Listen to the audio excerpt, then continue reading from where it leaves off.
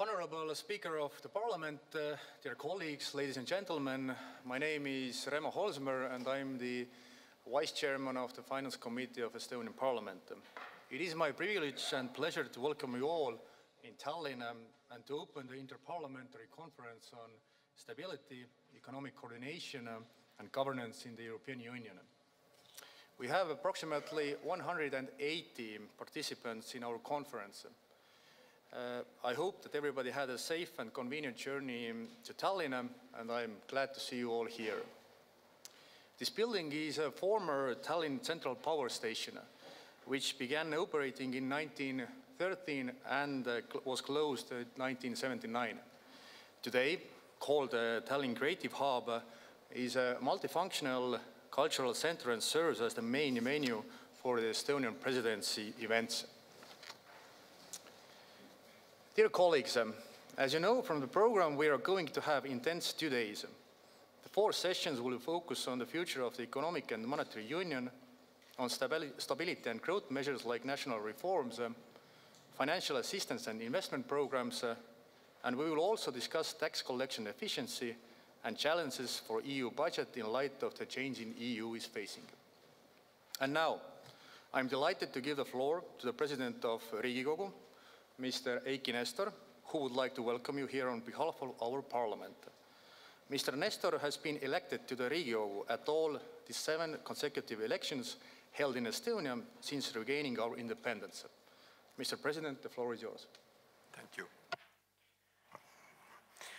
Ladies and gentlemen, dear colleagues, a warm welcome to you all on behalf of the Parliament of Estonia, and I'm pleased to greet you here in this former power plant. Today it's a digital powerhouse, a creative hub where the ideas for the future Europe are generated and debated. Dear colleagues, I have participated, as you heard, in the Estonian politics for 25 years.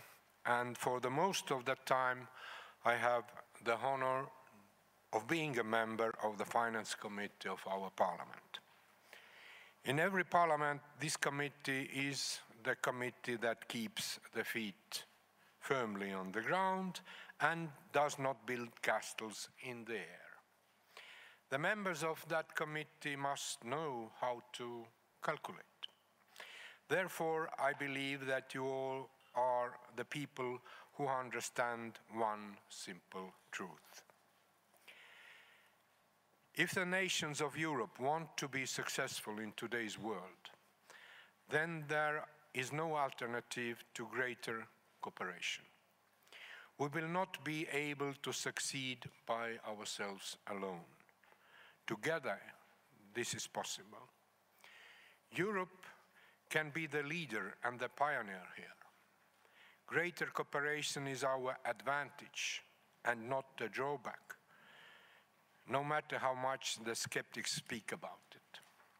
You can gain votes at the elections by proclaiming lies, like promising to give the people back the work, by the way, that has been taken over by robots or by the internet. On real life, this will not happen. So let us keep our cooperation and let us do more together. There is no point for the countries to count their small victories here. In a longer perspective, these are useless victories. Our common interest is a successful European.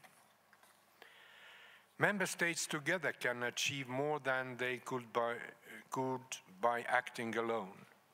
Therefore, the exchange of information and the best practices concerning financial matters is essential. This meeting provides a perfect platform for a debate and exchange of ideas. I wish you fruitful discussions and much success in the important work that you do. And enjoy your stay. Thank you.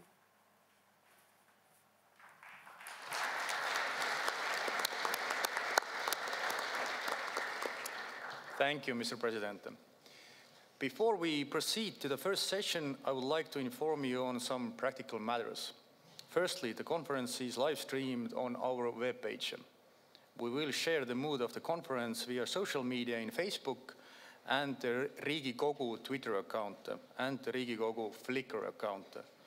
You are most welcome to share your ideas on the topics of this meeting on Twitter by using the hashtag #ParlEU2017EE. There's an information sheet on your desks where you can find all the relevant information about the interpretation services, how to access the Wi-Fi, and how to register for the debate. For requesting the floor, we have an electronic system and the manual is on your desk. I will come back to it later. We also have a working area for the delegates. To find it, please follow the signs or ask our staff. Now, let's move on to the first session, and we have approximately 1.5 hours for it. In this session, we will discuss the future of the economic and monetary union. The European Commission has launched a broad debate on the future of the EU27 and issued the reflection paper on deepening the economic and monetary union. The options presented in the paper would involve taking steps in 3 key areas: completing a genuine financial union, achieving a more integrated economic and fiscal union, and anchoring democratic accountability and strengthening euro area institutions. Also, the fiscal compact foresees a discussion on its substance within the legal framework of the EU. I'm keen to hear your thoughts and expectations on EMU's future design and how to get there. Also, how to reinforce democratic accountability and what would be the role of national parliaments in these. In this session, we have 2 keynote speakers. Our first keynote speaker is Mr. Valdis Dombrovskis from the European Commission. Our second keynote speaker is Mr. Roberto Gaultieri from the European Parliament, and looks like that he's in a plane right now, but hopefully he will land on time, so we will hope to see him a little bit later. And after the keynote speeches, I will give the word to the session's co-chair, Mr. Jürgen LIGI from Estonian Parliament. Both keynote speakers will have 15 minutes to make their speeches, and then we will have about 50-55 minutes for the debate. Colleagues, registration for the comments and speeches is open from this moment onwards. You can request the floor electronically from the seat reserved for you. To register your request, please press the head button on your conference unit. First one, I see, thank you. Please follow the instructions on your desk. You can take the floor after the presentations and we will address you when it's your turn. Now, I would like to warmly welcome our first speaker, Mr. Valdis Dombrovskis, the Vice President of the European Commission for the Euro and Social Dialogue, also in charge of financial stability, financial services, and capital markets union. In addition, he is a former Prime Minister of Latvia, former Minister of Finance, and former member of the European Parliament, to mention just a few of his merits. Mr. Dombrovskis, the floor is yours.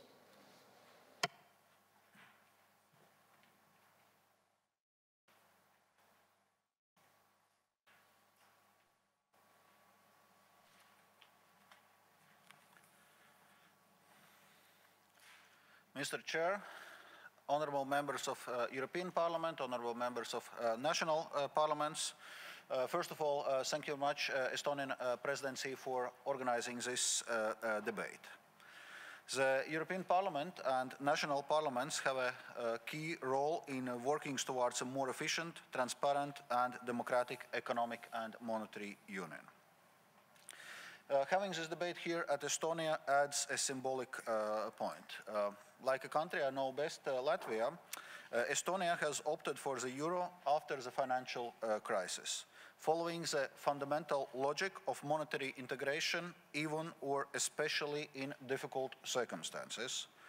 The single currency gives us an additional sense of stability in a global economy and provides us with opportunities for growth, giving a small but open economies the chance to make full use of the freedoms of EU single market.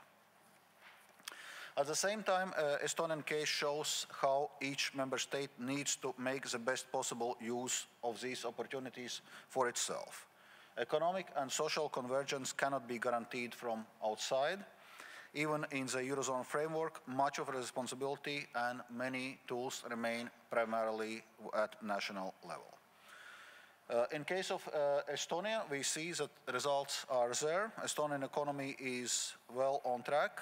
GDP growth is revised up to 4.3% this year, according to government estimates, and European Commission will issue its forecast next month, and we expect this also to point at a strong economic performance. Both employment rate and labor force participation are at their highest in 20 years. So congratulations on this solid economic performance.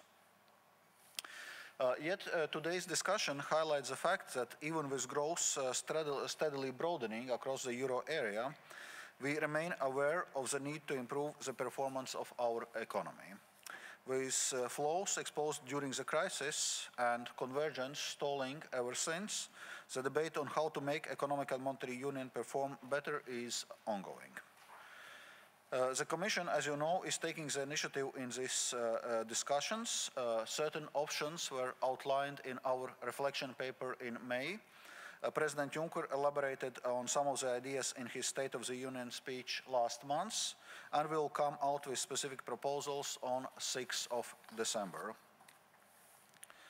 There are some key principles that should drive the discussion on completing the economic and monetary union. First of all, completing the EMU is not the end in itself, but a way to provide jobs, growth, social fairness, economic convergence, and financial stability. Responsibility and solidarity, risk reduction, and risk sharing have to go hand in hand. The economic and monetary union should remain open to all EU member states, and the decision-making process must become more transparent and democratically accountable. With those principles in mind, it's clear that the discussion on EMU reform is one in which all EU member states should actively participate. Ladies and gentlemen, to be sure, since the crisis, many of the weaknesses had been addressed. For instance, with stronger oversight of fiscal and economic policies, with more watchful eye on banks, focus on prevention and correction of harmful imbalances, and more attention to cross-border aspects of policies and risks. In the short term, completing the banking union and the capital markets union are the most immediate priorities for future reform. Both are needed for our economies to improve access to the financing they need for future growth. They are also vital for us to be able to absorb shocks and share risks through private channels to ensure that taxpayers are not first in line to pay for financial sector mistakes. We must step up our efforts to implement the decisions that have been already taken, such as agreement on the backstop of Single Resolution Fund and the strategy of non-performing loans. And we should strive to agree quickly on the remaining proposals, such as risk reduction package of last November and the European Deposit Insurance Scheme. This is where our recent communication on completing the banking union comes in. It's a contribution to support co-legislators in finalizing key pending banking union files before the end of this legislature.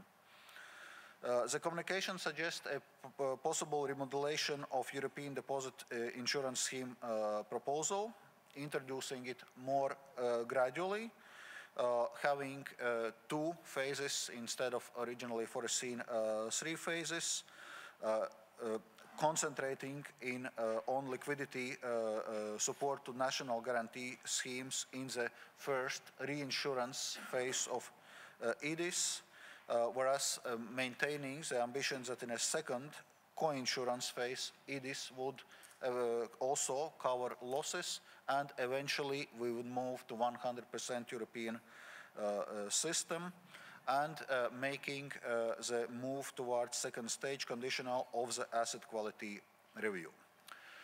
To be clear, we are not presenting a new legislative text. Our proposal of November 2015 remains on the table, so here we are just providing some additional food for consideration and possibly helping to unlock the deadlock in this discussion. We are also following with interest the ongoing European Systemic Risk Board work on sovereign bond-backed securities. If the technical work is successful, the development of such securities could facilitate the diversification of banks' sovereign portfolios, thus further weakening the bank sovereign loop and boosting private sector risk sharing. Being market-driven, sovereign bond-backed securities would not require mutualization or a change in the regulatory treatment of sovereign bonds. For a longer-term perspectives, despite progress made, we have not yet been able to sufficiently reverse social and economic divergences across the EU. Those centrifugal forces come at heavy economic and political price, and if they remain unaddressed, it's likely to weaken citizens' support for the EMU. In this State of the Union speech, President Juncker announced a number of initiatives with both short-term and long-term perspective. The announced creation of a dedicated euro area budget line within the EU budget should provide for a number of functions directly relevant for convergence. Structural reform assistance. We know structural reform works, but we also know that it's slow, painstaking, and sometimes costly effort. Since this year, we have in place structural reform support program to provide technical assistance to member states for the implementation and evaluation of reforms. We can build on this further, and we see that interest from member states to use this instrument is very large indeed. Euro area fiscal stabilization function, for which we presented 3 options in May EMU reflection paper. One of the options is European investment protection schemes. In times of strain, public investment is a first item to be cut from national budgets, and this can harm future growth. Such a scheme could take the form of a financial instrument, but we are currently exploring exactly different designs how we could put a European investment protection scheme forward.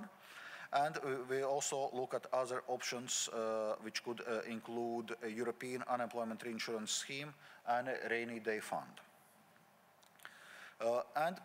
It was also announced a convergence instrument to give pre-accession assistance to member states that intend to adopt the euro.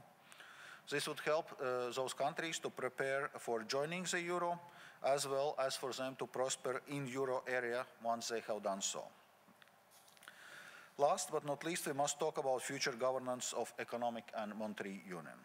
At present, economic governance is based on the mix of EU and intergovernmental arrangements, which makes the institutional landscape difficult. The Commission is proposing to bring intergovernmental agreements created during the crisis under the community framework.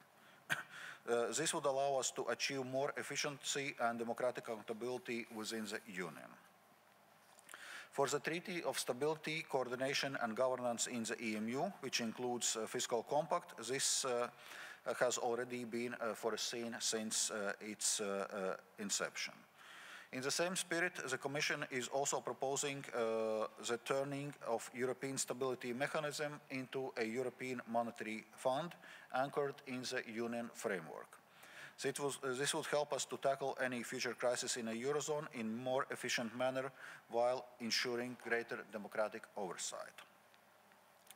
With a view of 2025, the proposals also include the setting up of European Minister for Economy and Finance, who would be in charge of overseeing structural reform efforts and coordinating economic and fiscal policy in the euro area.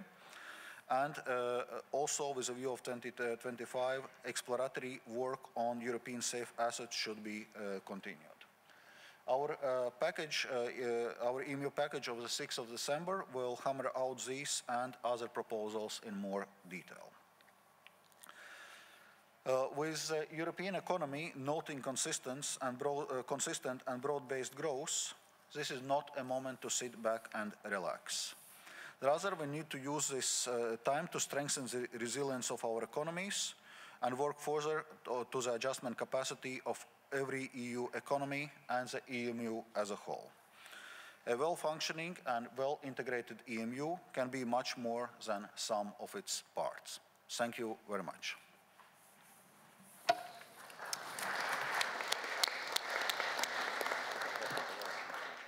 Thank you, Mr. Dombrovskis. We have to make some changes. I can assure that Mr. Gaultieri has landed to Tallinn, as far as I know, but I will now give a floor to Mr. Jürgen LIGI, who is former Minister of Finance and has been elected to the Riigikogu 6 times. Now he's a Member of Parliament and also a chairman of the State Budget Control Select Committee. So maybe you can add some comments, and hopefully then Mr. Gaultieri will join us, and then we can move on to the interventions. So please, Jürgen.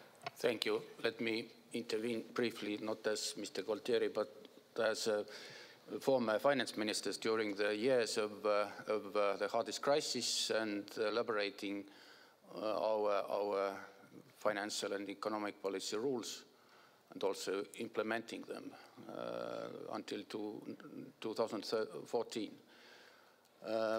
My opinion first is that while talking about deepening monetary union, we should first look at where we are, how deep we are with present agreements and rules. Are we implementing them, or do we need new ones?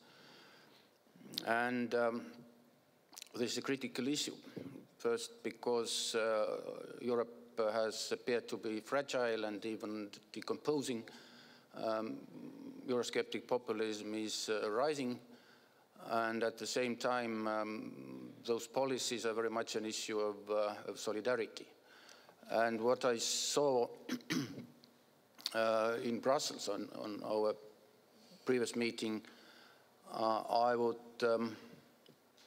suspect that there is a strong sentiment in national parliaments that solidarity should be one way. There were very strong demands about changing the rules, and also towards creditors, and even blaming them, and of course blaming the rules as if the source of crisis. They were, of course, our rules were outcome of the crisis, lessons of the crisis. This is unfortunately demoralizing. That is, my experience was that it was very hard to explain in our parliament why should we credit countries with lower discipline, lower level of structural reforms, but higher social standards. Why should Estonia pay? Why should we need FSM and SM? And of course, the same question was in other parliaments whose standards are, social standards are higher, but still solidarity was something hard to explain at home under those circumstances. And one outcome, of course, of it is that our own national rules have been loosened, because there is no explanation why to be so strict and prudent anymore. And our own fiscal policy happens to be pro-cyclical now and in deficit. The average in Europe is more than 1% of structural deficit. I can't understand it, why we agreed the rules when we are not following them. And it's more talks about flexibility in the parliaments and also in the Commission's papers than meeting the rules and showing solidarity to each other. One problem of the sentiment is also as if public spending is our deficit, as if Europe's economic problems are in too little spending. Instead, I would say we are world champions in it, in public spending, but not anymore in competitiveness and in private investments. And this is where we should be more attractive and where we should first increase the quality of public spending, not the quantity. So my conclusion is that, which I hope someone at least will touch later, is that deepening of monetary union should first of all be implementing the present rules and not deepening the flexibility. Thank you.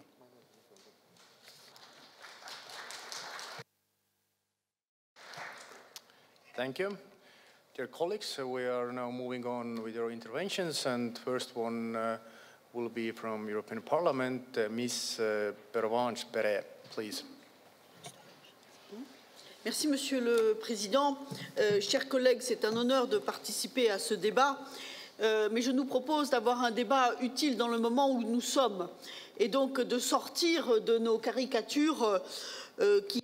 It seems to me that this debate here is very useful. We need to go beyond these normal ways of talking about these matters when we talk about applying the rules. We must ask ourselves, what are we going to do in regard to these proposals that are in front of us? What are we going to do before the end of the year? What are we going to do in relation to the fiscal compact? We have certain experiences in this regard. The fiscal compact cannot be integrated into the treaties. This would be counterproductive, but we do need to take into account Article 13. What should be our first concern regarding the reform and the future of the EMU is what will happen vis-à-vis the European Stability Mechanism. Some people want to make it into, or turn it into an EMF. We need to know what to do. Some people have come up with a proposal regarding this, and people have said that IMF has been in unhealthy competition with the European Union, but now they want to bring this competition into the European Union on the basis of Article 4. People want to create the European Monetary Fund. This would be a body that would be followed by all rating agencies very carefully. After that, we will have a commission from whom we don't need to take away competencies from.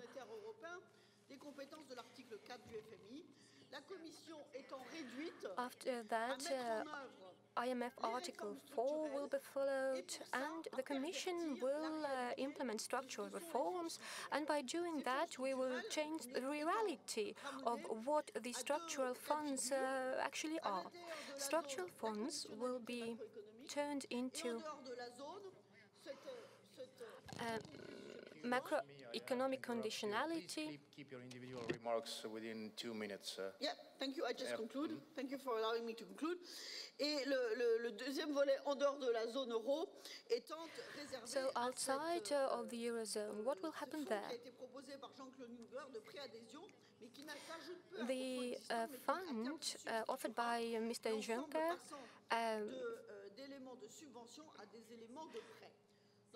this will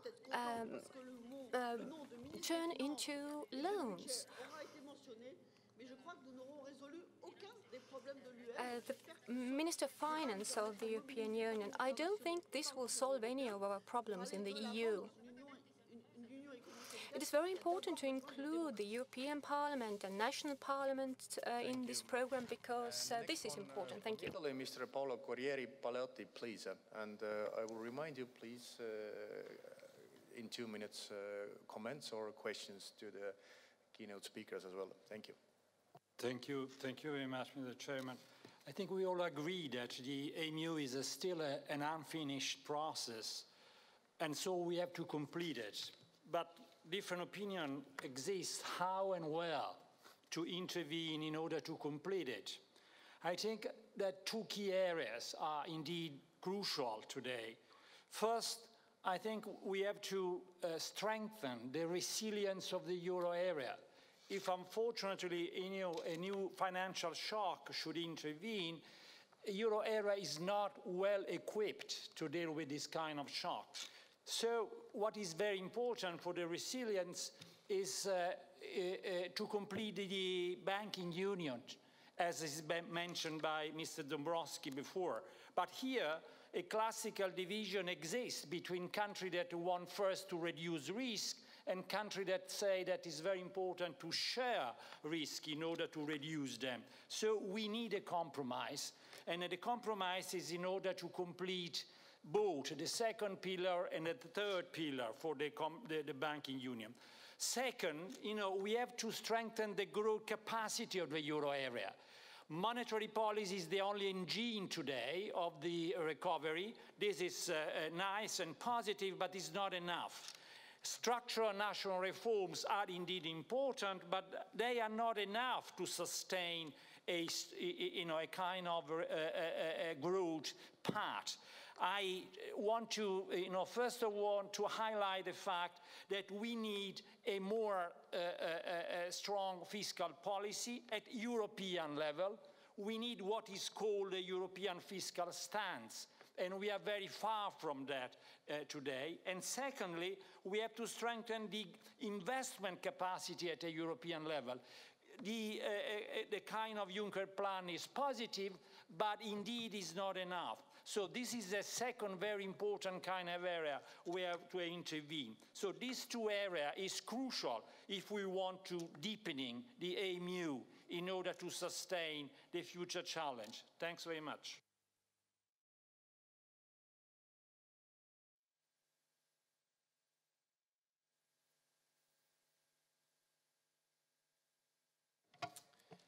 Sorry for that, but Mr. Gaultieri has arrived. Mr. Gaultieri has been a member of European Parliament since 2009. Among many other topics, he has been closely involved with amending the EU legal framework with regard to stability mechanisms for the euro area, as well as with the establishment of the Fiscal Compact, and with the topic of the genuine economic and monetary union. Currently, Mr. Gaultieri is one of the three Brexit Sherpa negotiators for the European Parliament, as well as a member of the Brexit steering group. So I will now break the interventions and give a floor to the second keynote speech. Mr. Gaultieri, the floor is yours.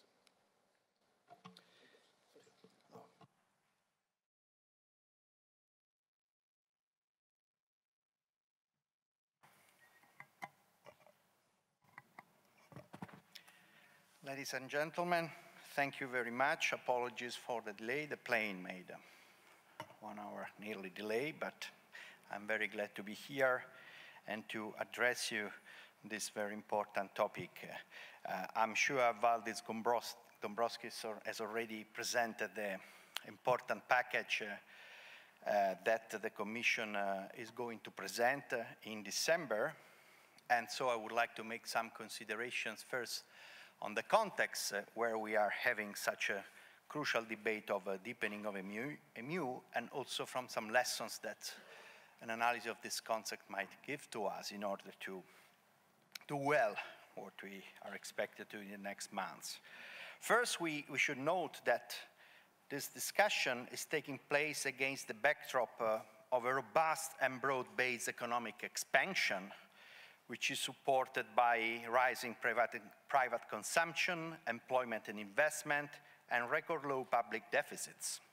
At the same time, we can observe the persistent legacy of the crisis in terms of long-lasting imbalances and still too high unemployment and public debt. Furthermore, we see a more structural problem of insufficient growth of potential output and productivity, too low investments and wages, persistent social inequalities. This economic context offers us a solid base for our discussion of deepening the EMU and provides us with important indications and lessons. The first The first lesson is that quality of policies matter, not just governance. Our governance framework is clearly suboptimal. We have seen this during the financial and sovereign debt crisis, and neither the establishment of ESM nor the revision of the Stability and Growth Pact and the Fiscal Compact have fully addressed those weaknesses. That's the reason we are discussing about deepening EMU. However, if the crisis is over and recovery is gaining momentum, this is also thanks to the way in which our imperfect and incomplete governance framework has been intelligently managed at various levels in the last few years, especially during this Commission. The ECB has done very well with the OMT that has put an end to the sovereign crisis, while Deauville had triggered it, I would say, and ESM had proven not to have enough firepower, and with the QE, which has been decisive in easing financing conditions, facilitating the leveraging process and supporting domestic demand. But also in the remit of fiscal and economic policy, the member states and the union institutions, in particular the European Commission, have done well, implementing reforms and introducing the necessary flexibility to our fiscal framework, which has allowed to have both a growth-friendly fiscal consolidation, avoiding a new downturn, and reduction, record low of deficit, as I said. In substance, the first lesson we can take from the positive side of the current economic condition and outlook is that the so-called market discipline is not sufficient and can be even counterproductive, as Deauville showed, that union institutions, especially of federal nature, are more effective than intergovernmental ones, and that flexibility is an indispensable feature of a rule-based fiscal framework. If you say PSI at Deauville, you then have more crises and have to pay more, while if you say whatever it takes by a federal institution plus conditionality, you pay less and achieve more. Equally, if you apply intelligent flexibility, you can have both growth and deficit reduction, while with strict austerity, you end up with none of the two. The second lesson, coming from the current economic conditions, is that while good policies are fundamental, we still have insufficient instruments to fully address our cyclical and structural problems. In particular, the need to strengthen inclusive growth and productivity, boost job creation, promote convergence, support investments, enhance resilience to shocks. In this respect, the fact that we are in better shape, economically and also politically, provide us with a window of opportunities that we should not waste. What are the functions we need in order to address those historic and secular challenges? I would identify 5 of them: crisis management, macroeconomic stabilization, economic policy convergence, fiscal surveillance and coordination, provision of European common goods, financial integration. I will discuss in particular some of them on the basis of what we expect from the incoming Commission proposal. First, crisis management. As we all know, the Commission has announced that it will present a proposal for the transformation of the ESM into European Monetary Fund. While in itself this can hardly be defined as one of our most urgent priorities, some focused improvements of the current crisis management function can be useful, especially by making it more autonomous from the IMF. At the same time, an enhanced ESM-EMF, even I don't like the word European Monetary Fund, but this is not so important, should fully respect the Commission competences in the framework of economic policy coordination and multilateral surveillance procedures. This includes also the macroeconomic and surveillance analysis that currently the IMF performs through its Article 4 consultations. The building up of such a capacity within the ESM-EMF should be avoided, as well as the setting up of mechanisms that envisage automatic debt restructuring as a precondition for ESM-EMF support, which would seriously affect financial stability and hence contradict the very mandate of the ESM. But the most important condition for enhancement of the ESM, which makes also of it an opportunity, is its incorporation into the EU legal framework through Article 352 of TFU. First, they would mean involving in the procedure both the European Parliament and the national parliaments. Second, this would allow the necessary degree of democratic scrutiny of the new body at European level. Third, it would be the condition for a stronger, more streamlined involvement of the ESM-EMF in the program work by making possible what otherwise with an intergovernmental solution would not be possible, an amendment of the two-pack legislation. Finally, an ESM-EMF integrated into the EU law would make it possible to make more meaningful the building up of a stabilization function announced by the Commission, by making of a well-established borrowing capacity of the ESM a backstop, not only for the single resolution fund, but also for the new instrument for macroeconomic stabilization. So this battle, I would call it, for the incorporation of ESM into the Union law will be a crucial one. And I expect and I hope that European Parliament and national parliaments will form a united front in it. These considerations brings me to the second function we need, macroeconomic stabilization. There is a broad consensus among experts of the fact that we cannot just have common monetary policy and national fiscal policy in order to absorb asymmetric shocks. And we know among the various options, I consider, there are many of them, I consider personally an unemployment benefit scheme or a rainy day fund for unemployment the best suited to perform the role of rapidly tackling the impact of a severe economic downturn while avoiding permanent transfers and preventing moral hazard. I understand that the Commission is reflecting on a mechanism of stabilization through public investment, which is also an interesting possibility, which we will discuss. Coming to the third function, economic policy convergence, the Parliament supports the establishment within the Union budget of such a function through the provision of support to structural reform. We have also proposed a convergence code which might define the targets of an enhanced economic policy coordination while leaving to national governments and parliaments the necessary discretion to define the policy combinations necessary to reach those targets. I note that new instruments in this respect would represent a far more meaningful and useful form of transposition of the Treaty on Stability, Coordination and Convergence in the Union law. I will come back in a few minutes on this issue, but I would like to underline that while the incorporation of Title III of the treaty, the so-called Fiscal Compact, article from 3 to 8, is, in my view, unnecessary and counterproductive, it would be very useful to focus on the Title IV of the treaty, the one not exactly on economic policy coordination and convergence, which calls, I quote, the contracting parties to work jointly by making use of the EU treaty provisions, like Article 136 and enhanced cooperation, start of quote, towards an economic policy that fosters the proper functioning of the EMU and economic growth through enhanced convergence and competitiveness.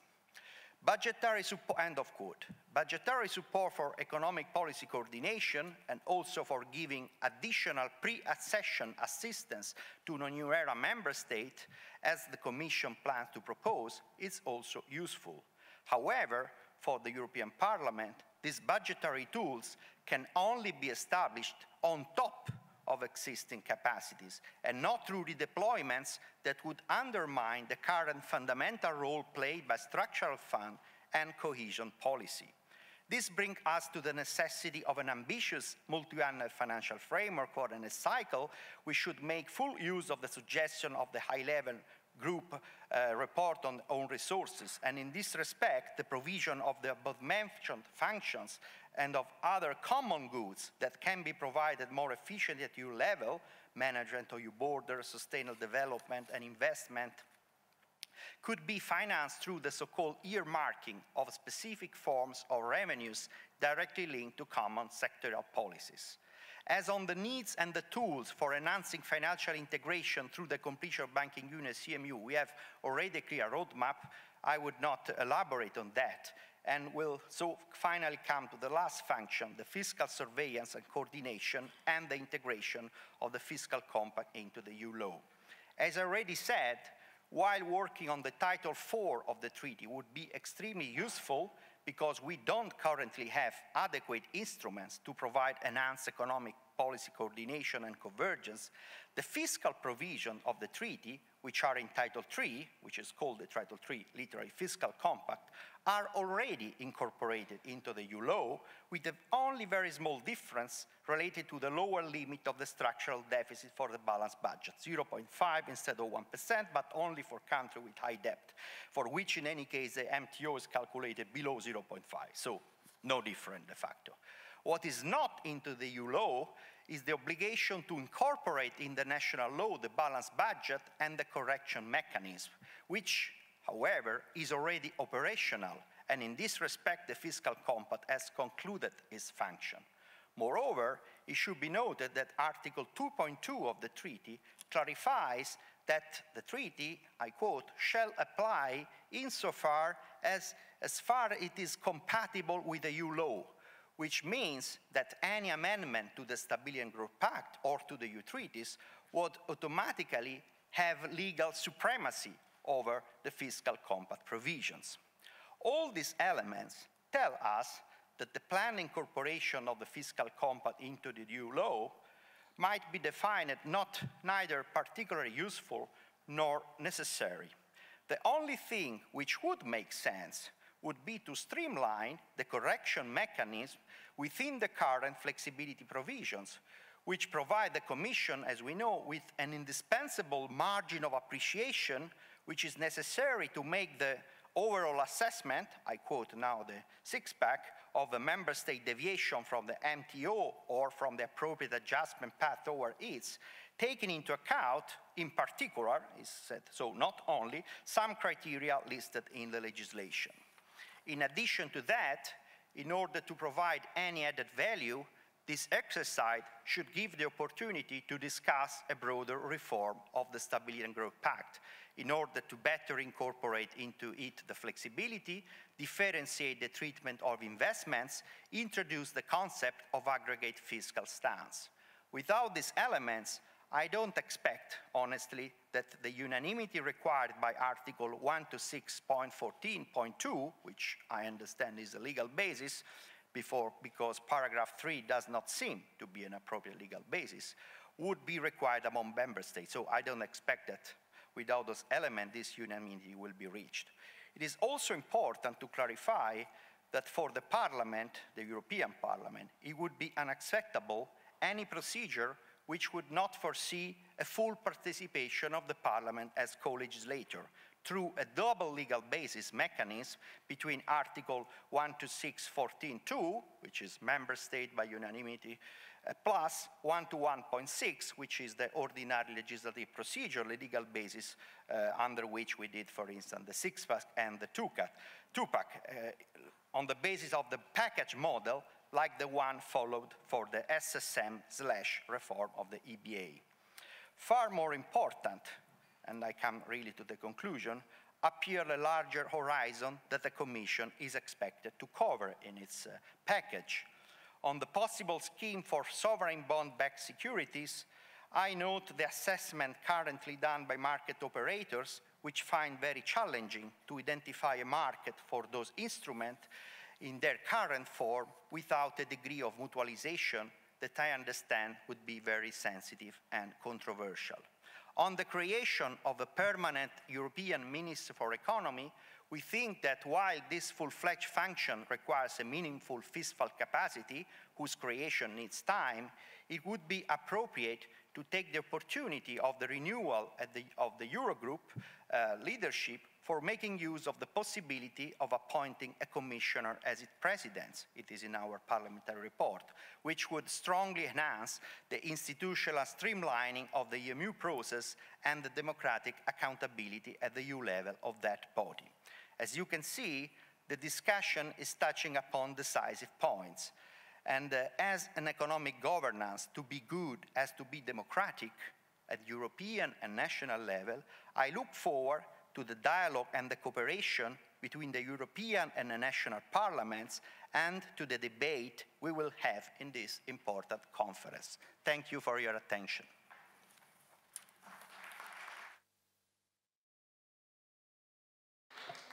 Thank you, Mr. Gaultieri. Looks like we have like 35, 40 minutes for the interventions, and as I can see, there are 16 participants, so hopefully 17. We can hear all the views and thoughts that you have, and then we can also have the comments from the co-chairs and the keynote speakers.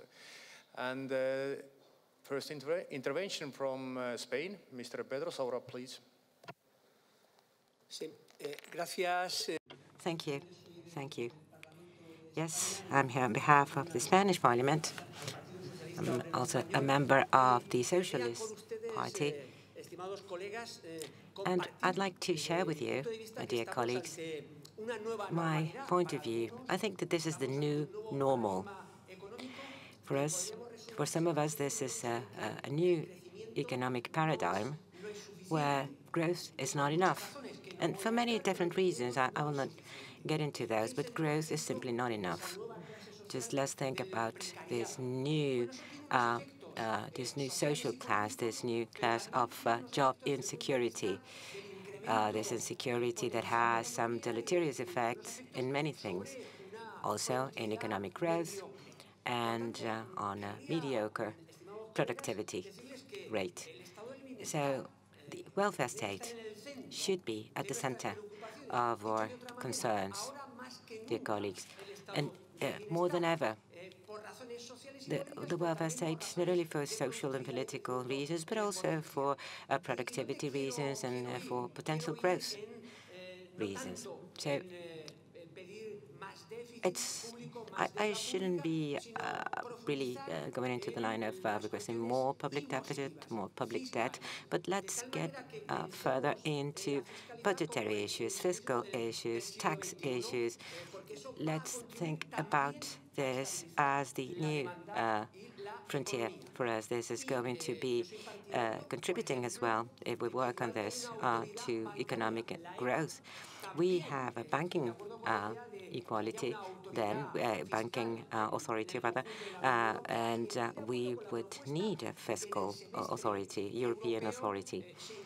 So in the European semester, the fiscal indicators should be included, and the different reform plans of the different countries should also take into account our fiscal goals.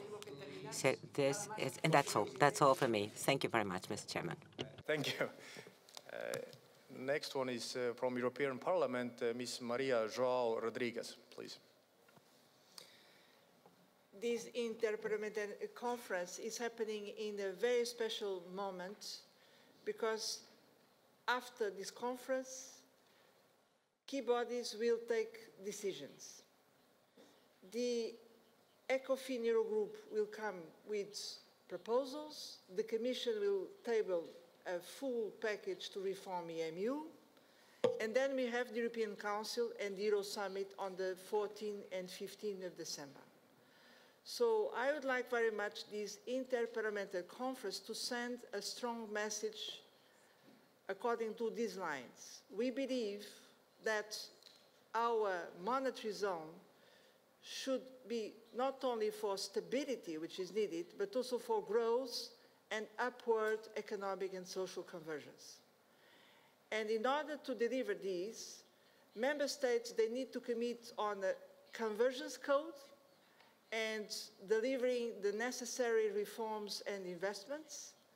But we also need to make sure that member states have similar conditions to invest for the future.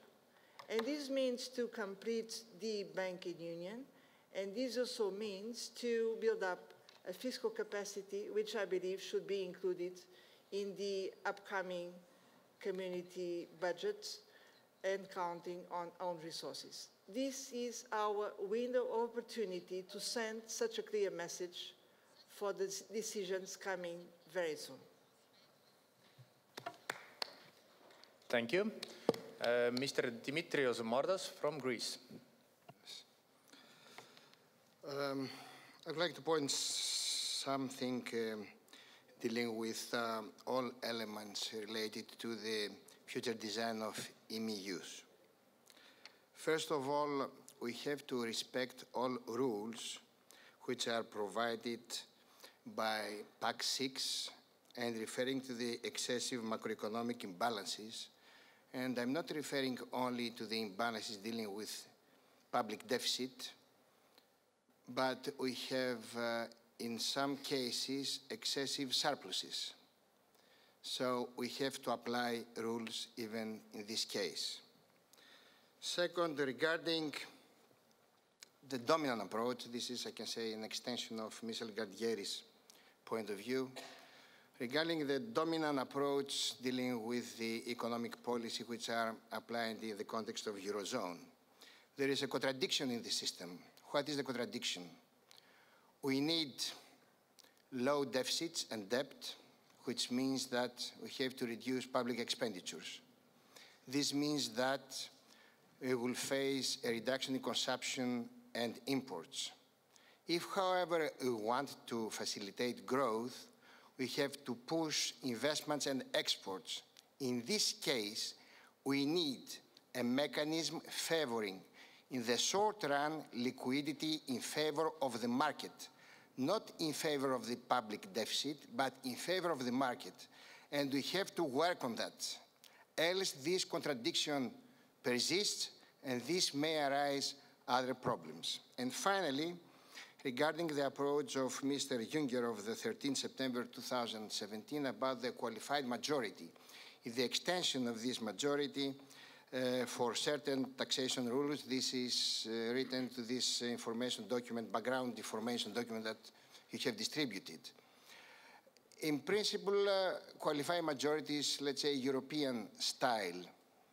But however, we have to pay attention in that because in some cases, we have seen that through this qualified majority, we have seen the struggle of some sectors and we have seen contradictions between sectors and regions.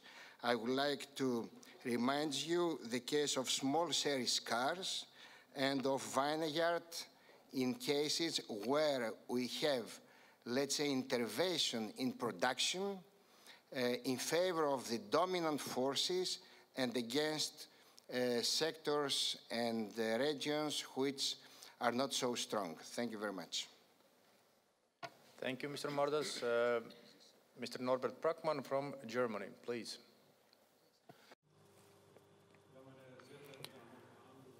Ladies and gentlemen, we are currently in a phase of economic upswing in the European Union. We're seeing a slight growth, but I am afraid that we are slightly mistaken when we believe that this will remain the case for a long time to come. Just changing the interest policy, or just if you look at the changes of the interest policy of the ECB, we will be faced with challenges. And the question is, how will we deal with this situation? It has been frequently mentioned here that existing treaties are not adhered to, or it was demanded that they should be adhered to, and we very closely look at whether the institutions in the European Union are successful in really achieving uniformity in the Eurozone or uniformity among all of the member states, or whether these institutions do not succeed. We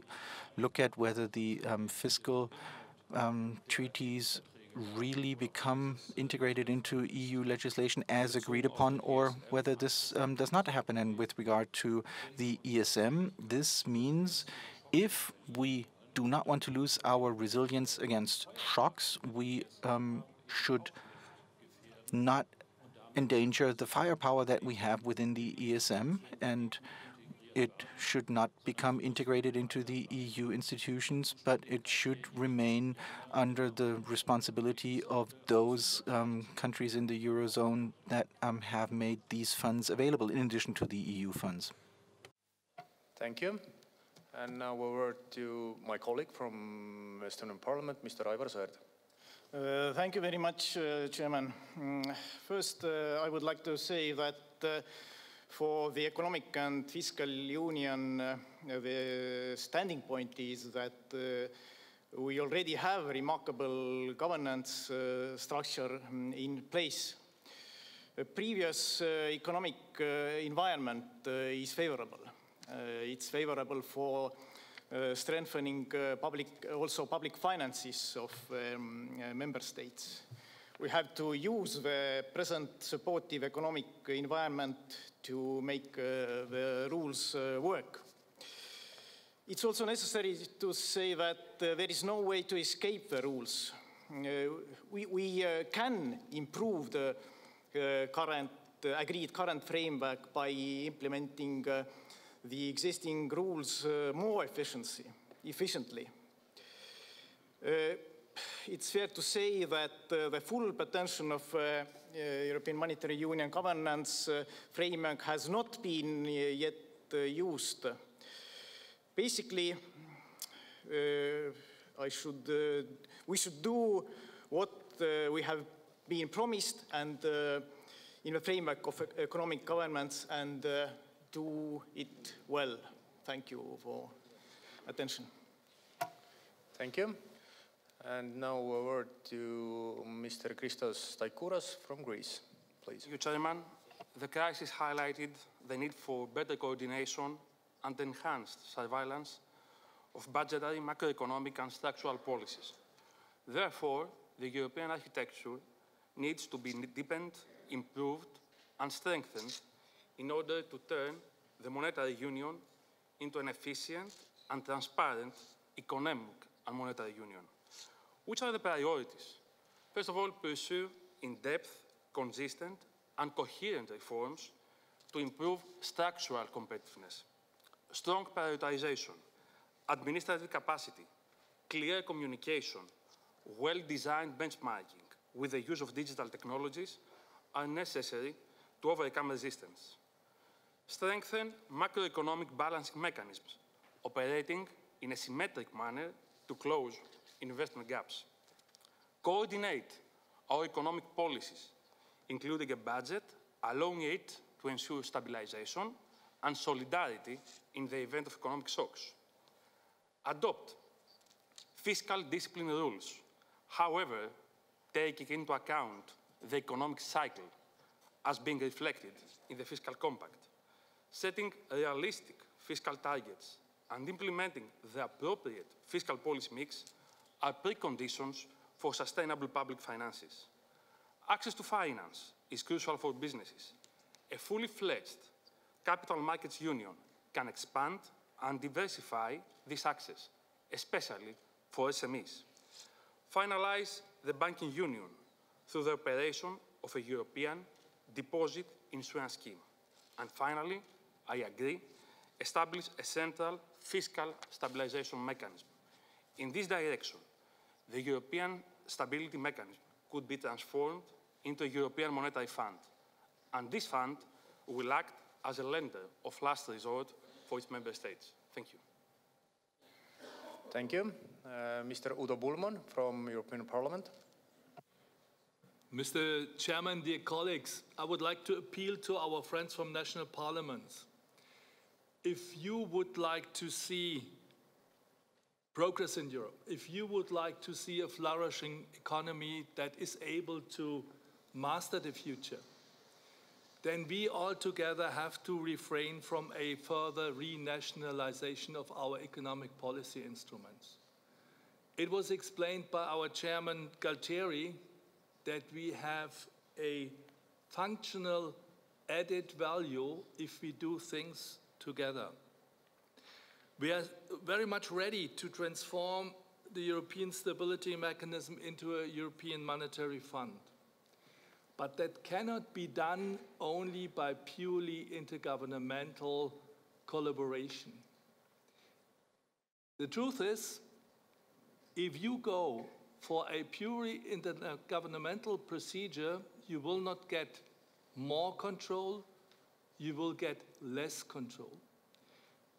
If there is anybody from our national colleagues who could declare that she or he has had a say in the Troika process, I will listen. Because this was due to bureaucrats, it was not due to national parliaments. And this is my pledge to Mr. Dombrovskis, to our Vice President. Do you stand ready to defend the community method when it comes to this transformation? And do you stand ready to defend the role of the Commission when an unfriendly takeover by the European Monetary Fund, or now European Stability Mechanism, is threatening when it comes to your surveillance capacity on economic governance, on national fiscal policies? I would be keen to get a clear message from the Commission on that. Thanks very much. Thank you. Next one, Lord Desai from UK. Thank you, Mr. Chairman. First of all, I ought to thank the Parliament here for having taken on the burden of UK presidency. Thank you for taking over what we failed to do. As a professional economist, I think it's pretty straightforward that given the structure of the European Monetary Union, there is very little scope for individual governments to do very much about macroeconomic policy. All that is left to do is what is called structural reform, which is entirely microeconomic policy. So I think that given the deflationary bias of the EMU, which is well known to economists, I think the best one can do is to create institutions at the federal level, at the European Union level, which will ease the burden. And here I think it would be very constructive, not just to do capital market union and so on, but create a fiscal mechanism at the European Union level, a slightly larger budget, which would make it easier to make transfer payments among the different countries. I know this is not a very popular thing to say, but I think that is needed. For the last few years, we have had recovery, but that's entirely because of a loose monetary policy followed by the ECB. A strict fiscal policy with a loose monetary policy can get you growth. The loose monetary policy is going to stop very soon, and the difficulties are going to be multiplied unless a better fiscal policy is designed at the union level. Thank you. Thank you. Mr. Paulo Trigo Pereira from Portugal, please. Thank you, Mr. Chairman. I'd like to start with three basic ideas. The first one is that there is a time to take essential and crucial decisions for improving the economic and monetary union. And if the so-called right decisions come too late, they are not right anymore. I'm thinking, of course, in banking union, for example. The second idea is that the essential problem of governing the EMU is not the lack of rules and procedures, but the lack of instruments to achieve objectives. The Stability and Growth Pact, Two-Pact, Six-Pack, and the Fiscal Treaty, the macroeconomic imbalance procedures have already many rules. They supervise very well countries, but then we have no instruments to achieve that. I can ask, for instance, what instruments has the Commission or the Council to correct for macroeconomic imbalances? For example, to correct for external surplus of some countries. The answer is none. I can ask, how can the Commission or the Council implement a desired fiscal stance? How can it implement a moderately expansionary fiscal stance?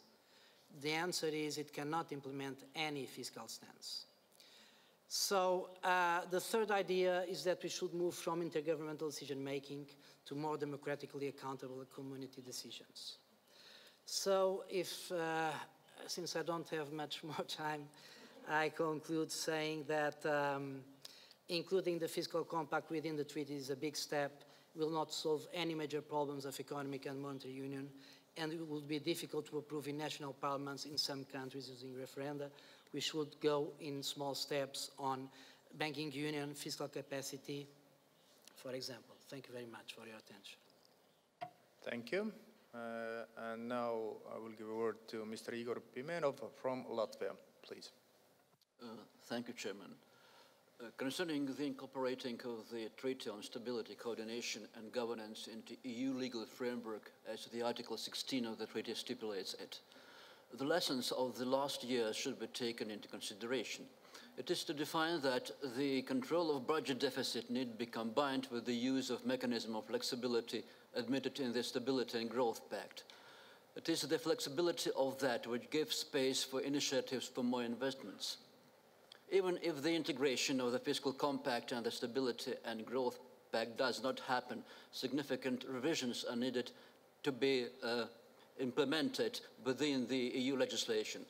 First, the calculation of potential growth and thus of the structural deficit should be based on a considerably longer time gap than 2 years, which is used now. Second, the methodology for determining of the structural deficit should be reconsidered. This rather academic variable is hard to calculate and can cause mistakes which cost much for member states in future. A solution could be to replace structural balances with an expenditure value. In contrast with the structural balance, the expenditures can be controlled easier. And third, the flexibility of the Stability and Growth Pact should be extended, in particular by exempting national co-financing of EU structural and investment funds programs from deficit calculations. National economies need public investments in order to raise internal demand. For private investments to come, the public ones should be provided first, as the private follow the demand. Thank you, sir. Thank you. And now Mr. Marios Mavrides from Cyprus, please. Thank you, Mr. President. The Eurozone is not just a group of countries that share a common currency, and it is not just a group of countries that must follow the same rules. Eurozone is a group of countries that share the same vision, which is a fully integrated economic and monetary union that is sustainable and long-lasting. The Eurozone today consists of countries that have different amounts of debt, different internal goals and different priorities. Low debt countries have an advantage and high debt countries have a disadvantage in trying to pursue their economic policies to balance their budgets and achieve economic growth. I believe that Eurozone rules are now much better than before, but they focus more on budgetary considerations than on reforms, which are necessary to achieve long-term economic growth and prosperity. That is why I believe that the European Commission should put more pressure on member states to implement economic and social reforms in order to achieve economic growth and stability. I also believe that the Eurozone members could achieve sustainable growth and long-term stability and social cohesion by focusing more on the private rather than on the public sector.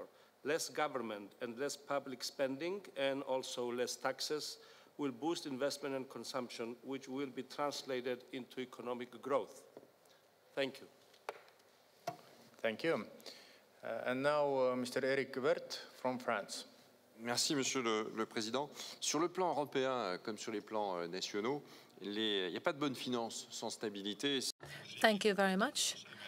So if we look at the level of every member state, we need to be flexible. First, I have a comment, and I would like to know what is the opinion of the Commission and the Parliament regarding these two possible bubbles. So one is the global debt level, and the second will be the value of assets. So if we talk about the stability mechanism, then we have a question: how can we handle this new shock? And second, the stability doesn't happen without a good level of income. And here we have seen a lot of aggressive optimization in different companies. I give you many examples in the field of IT, for example.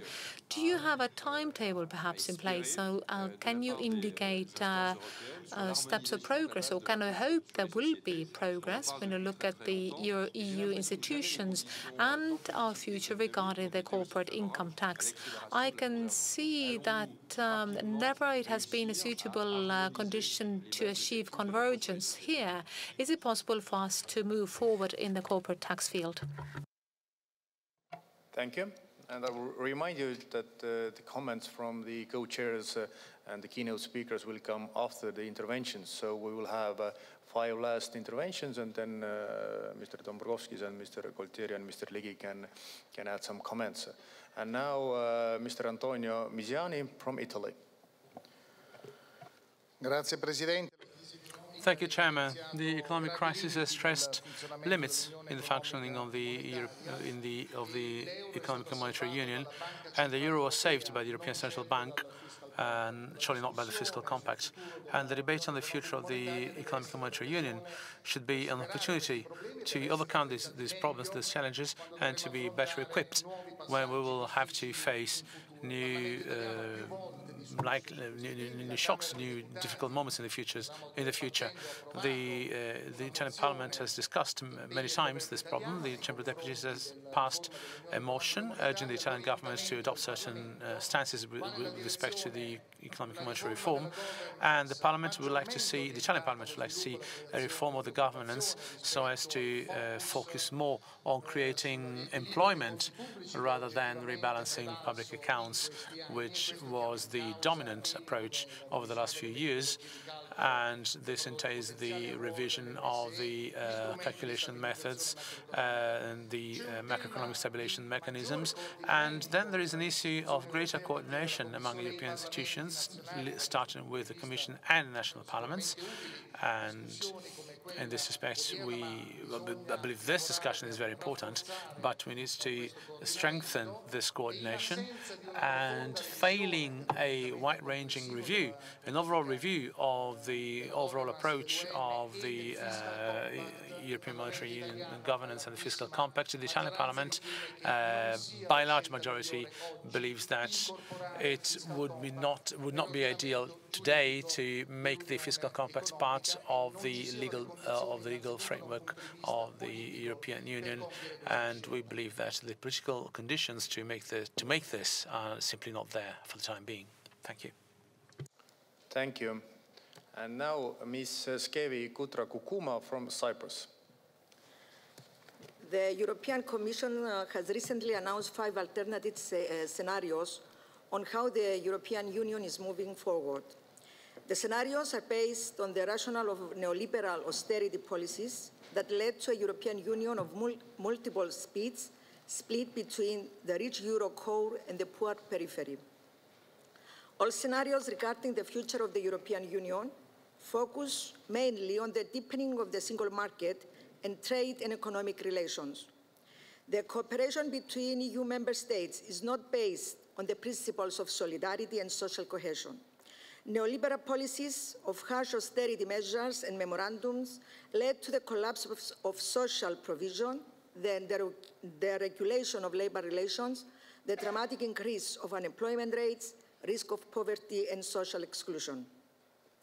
The same applies to the case of Cyprus, despite the country's exit from the macroeconomic adjustment program.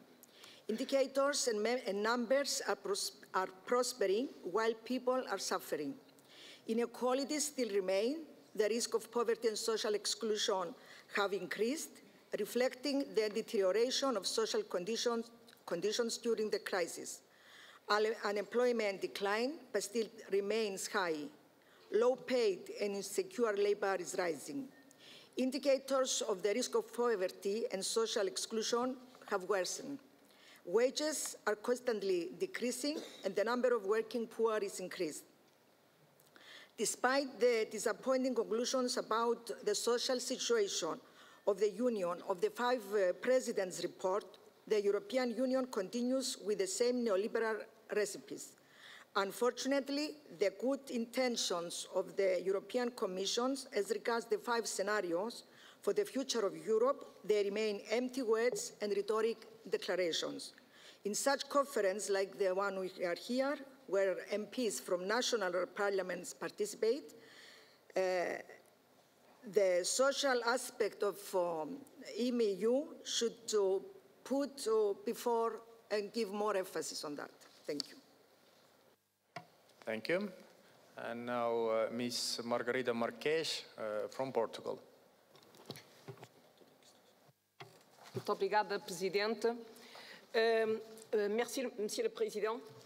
L'intégration du traité dans le cadre Thank you very much.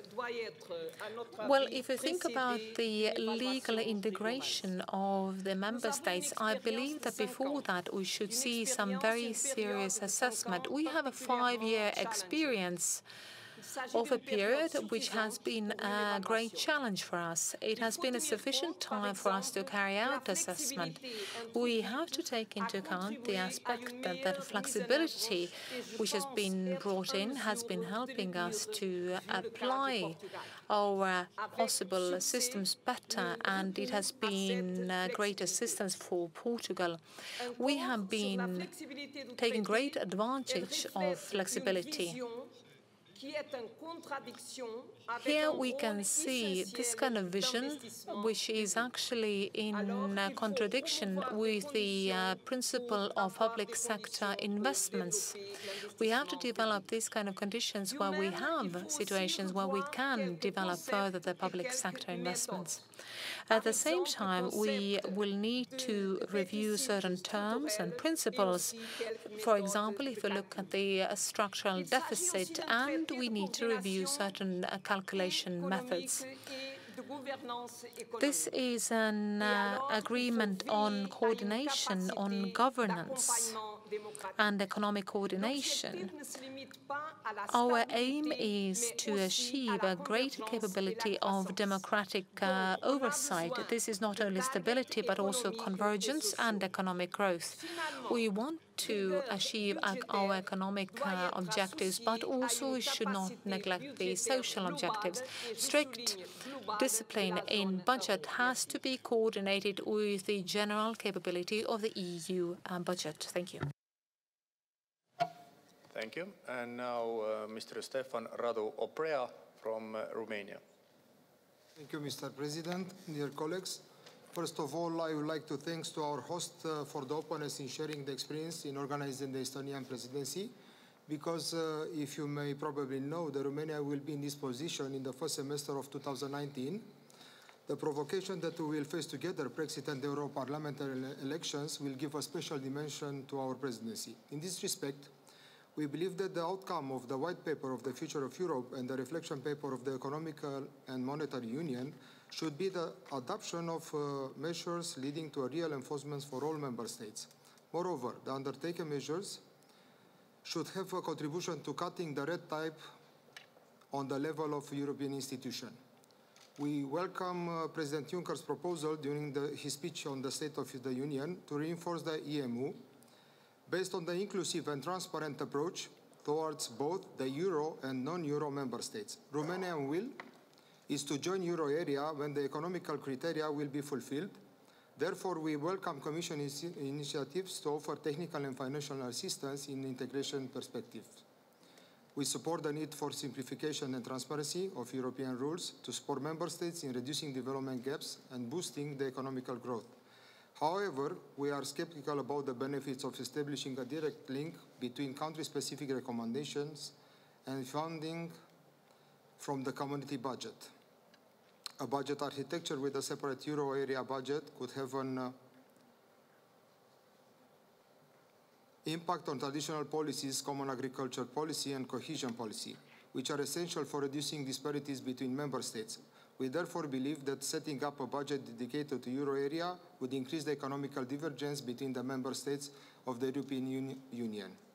Establishing a macroeconomic stabilization function can add value to the process of economic policy coordination at EU level. Such an instrument will, however, be difficult to set up given that the net contributing member states to the budget scheme of stabilization will have a favorable macroeconomic situation and therefore will not resort to the mechanism, will be dissatisfied. For this reason, setting the details of such a possible instrument will be a delicate process. And finally, a personal remark. 2 weeks ago, on ECON reunion in the European Parliament, we discussed the same subject, And one of the objectives defined was the 3% growth of the European economy. This indicator is an average, so Romania, which will finalize this year with the 6% growth, despite the initial pessimistic Commission forecast, is one of the net contributors in this respect.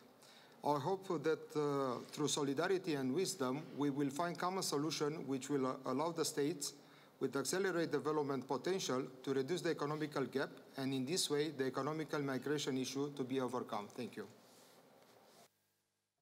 Thank you. And the last intervention comes from Mr. Jürgen Andersson, Sweden. Please. Thank you, Mr. President. I could not resist to make some personal reflections listening to my colleagues. And I listened to them, them putting a lot of confidence to steps towards federalization. And I do recognize that capital move fast and see no borders. And for that reason, one can recognize you need surveillance and legal frameworks that is common and synchronized. But that does not mean that we need federalization. I listen to my colleagues and they put a lot of effort into that, even when it comes to growth and to making jobs. And maybe you could bear with me bragging somewhat when it comes to Sweden, because we are not part of the Eurozone. Even so, we have quite good growth and we have job creation that is quite good as well. So we need to figure out why the growth is not accelerating in the Eurozone. And let me also remind you that we have a massive stimulus from the monetary policy and still no, the growth hasn't been what was expected.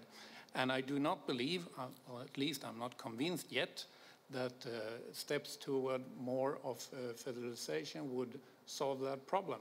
So I think we need to dig a little deeper and try to discuss more of the internal markets and trying to prevent protectionism and trying to cheer for free borders without any more of federal steps. Thank you.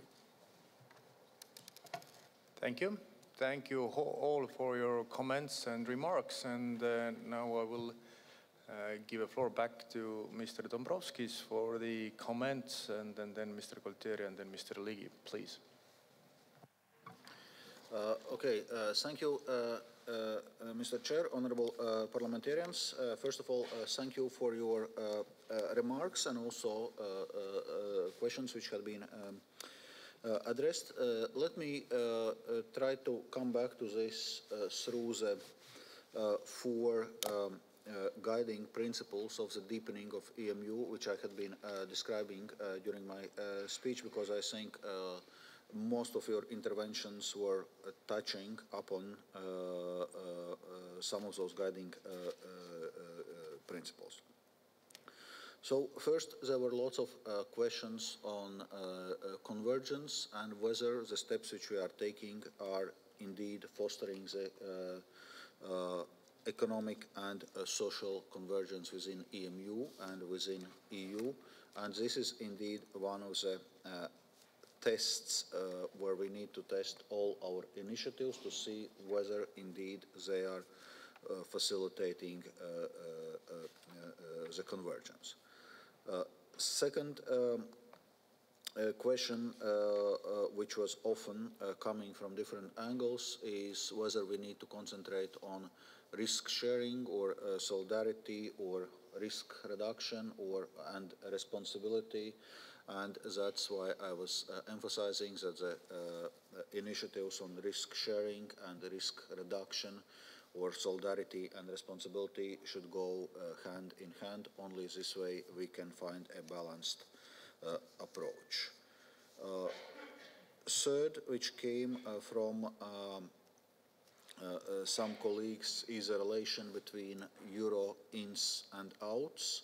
And that's why we emphasize so much that the work towards deepening EMU should be open and transparent to non-Eurozone countries, that it should not undermine the integrity of EU single market, and that the EMU should remain open to all EU member states. So those are the principles which we need to follow. Then on some of the more specific questions which were raised, just very quick reactions. So first on the question of community method and integration of Treaty on Stability, Coordination and Convergence in the EMU, and integration of ESM into community framework. Of course, as European Commission, we are supporting community method. So that's why we are advancing those initiatives, and we believe that both the Treaty for Stability, Coordination and Governance, including Fiscal Compact, should be part of the EU framework, and also when moving ESM, when developing ESM, it should be part of EU framework.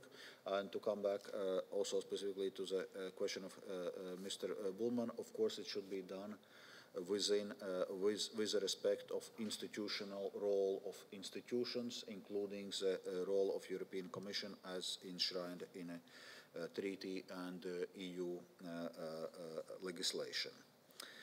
Then on the some of the specific questions on the Stability and Growth Pact, the use of flexibility. Indeed, as you know, we had come already in 2015 with a communication on best use of flexibility within existing rules of the Stability and Growth Pact, which includes investment clause, which exactly addresses the issues of EU co-financed investment, including structural investment funds or cohesion funds, and in a context of simplification of application of rules, we are now indeed moving more towards the use of expenditure benchmark. Then on the question which was specifically raised on corporate income tax, we believe we can make progress and we should make progress. European Commission's proposal on common consolidated corporate tax base is with co-legislators. I hope we'll be able to move forward, and also more recently we are actively working in a field of digital taxation to ensure that also internet companies, including internet giants, pay their fair share of corporate tax where the real economic activity is taking place.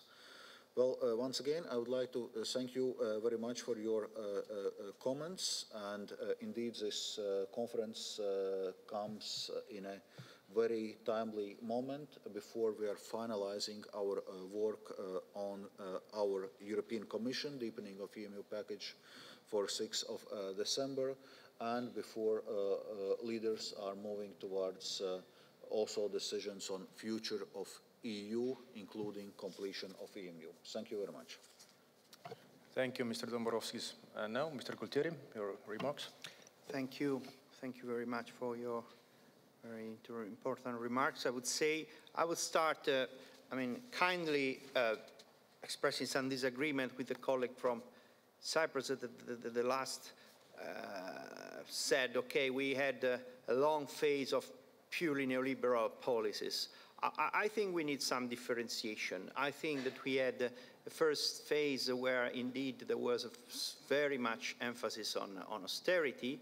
I think we need to recognize, then some of us cannot consider this enough, but this is that since 2014 the Commission has put into place a more balanced policy mix, and exactly this is my view, one of the reasons why the results are better than they were before. So I think it's not appropriate if we consider without sub-distinction what is the period behind us. So the colleague from Sweden would say, okay, why the growth is not so good? First, I would not be so negative. I mean, the results of the recent months are quite encouraging. Of course, as I try to say, I agree with you then, we are facing some major structural challenges. There are those who talk about, let's say, a more secular stagnation. So there are problems which are not of cyclical nature and which are related with the nature of some transformation. Let's talk, for instance, a colleague from France, Mr. Wirth, make the reference to the aggressive optimization of digital industries. This is true, but what is more striking that we have this wave of technological innovation which seems more focused on what economists call process innovation than more product innovation. So de facto we have the cons of cutting labor force, but not, on the other hand, like we had in other historical eras. Let's say when there is a disruptive transformation, we have, okay, creation of new category of product. So we have an innovation which is at the end a bit unbalanced and have, on the other hand, a huge impact on our labor force, but also of our tax collection capacity. And that's why I strongly agree with what has been said and why the Parliament is so strongly committed, for instance, but I understand there will be a session dedicated to that, for instance, on approving the CCCTB and adapting this especially for the digital environment by means of a digital presence amendments and so on. And we really look forward also in this to the cooperation with national parliaments. So in order to address these double challenges, which is a cyclical and a structural one, where really we need to improve our not just competitiveness and productivity, but our innovation capacity while keeping together the society and safeguarding our welfare state, we really need an improved leap forward in our governance quality. I personally, for my political orientation, I fully sympathize with the comment with those who emphasize the need for an improvement of our, for instance, fiscal rules in order to make them more investment friendly, to be more precise, as Mr. Pimarov, I guess, said, to address, to solve a number of problems that they shown in not fully measuring the growth potential, the output gap, and I agree that going more nominal, going more for expenditure, benchmark might be a way to do that. But this shows also us, as many said, that, as I said, I find very difficult that we can honestly have a part of what everybody of us think about politically, and a simple incorporation of a fiscal component in the rules. So either we open a debate on a revision of our rules, an improvement that I understand is not an easy thing, or I don't simply think this thing will fly, and so I invite the Commission to reflect on that. And finally, I think that in order to make more balanced or different needs, because we have to recognize also politically that we have different views, and at the end we need to make big trade-off, a compromise, which needs to be not only political, but also for the sake of the quality of our governance. We need, yes, more investment. We need more convergence and more reform. We need more risk sharing. We need more risk reduction. We need more social cohesion. We need more single market. We need more better rules for our international trade in order to better safeguard our industry. On the other hand, we need more trade deals. That is at least my view. We need more taxation for the digital multinationals, but we need also, hopefully, to reduce the tax level of work and industry. So these are the big trade-offs that I think would make the basis of a deeper EMU.